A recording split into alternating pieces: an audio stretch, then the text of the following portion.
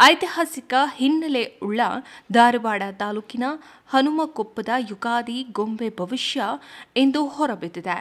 ಈ ಗೊಂಬೆಗಳು ಪ್ರತಿ ಯುಗಾದಿ ಹಬ್ಬದಂದು ಅಚ್ಚರಿಯಾದಂತಹ ಭವಿಷ್ಯವನ್ನ ನುಡಿಯುತ್ತವೆ. ಈ ಪೈಕಿ ಬಹುತೇಕ ಭವಿಷ್ಯವಾಣಿಗಳು ನಿಜವಾಗಿರುವಂತಹ ನಿದರ್ಶನವೂ ಕೂಡ ಇದೆ.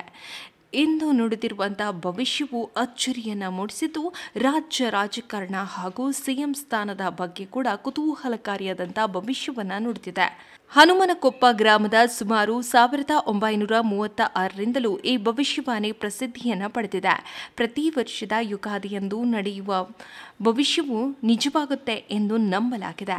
ರಾಜ್ಯ ರಾಜಕಾರಣದಲ್ಲಿ ಪ್ರಕೃತಿ ವಿಕೋಪಗಳು ಸೇರಿದಂತೆ ಒಂದು ವರ್ಷದಲ್ಲಿ ನಡೆಯಲಿರುವಂತಹ ಮಹತ್ವವಾದ ಘಟನೆಗಳ ಬಗ್ಗೆ ಇಲ್ಲಿ ಭವಿಷ್ಯವನ್ನ ನುಡಿಯಲಾಗುತ್ತಿದೆ. ಅದರಂತೆ ಈ ಬಾರಿಯೂ ರಾಜ್ಯ ರಾಜಕಾರಣ ಹಾಗೂ ಮುಖ್ಯವಾಗಿ ಸಿಎಂ ಕುರ್ಚಿ ಬದಲಾವಣೆ ಬಗ್ಗೆ ಕೂಡ ಭವಿಷ್ಯ ಹೊರಬಿದ್ದಿದೆ.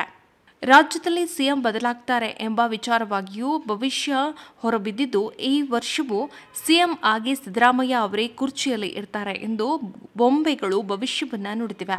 ಕಳೆದ ಯುಗಾದಿ ಭವಿಷ್ಯದಲ್ಲೂ ಈ ಗೊಂಬೆಗಳು ಸಿಎಂ ಬದಲಾವಣೆ ಬಗ್ಗೆ ಇದೇ ಭವಿಷ್ಯವನ್ನ ಹೇಳಿದ್ವು. ಹಾಗಾಗಿ ಈ ವರ್ಷವೂ ರಾಜ್ಯದಲ್ಲಿ ಸಿಎಂ ಬದಲಾವಣೆ ಇಲ್ಲ ಎಂದು ಗೊಂಬೆಗಳು ಹೇಳಿವೆ.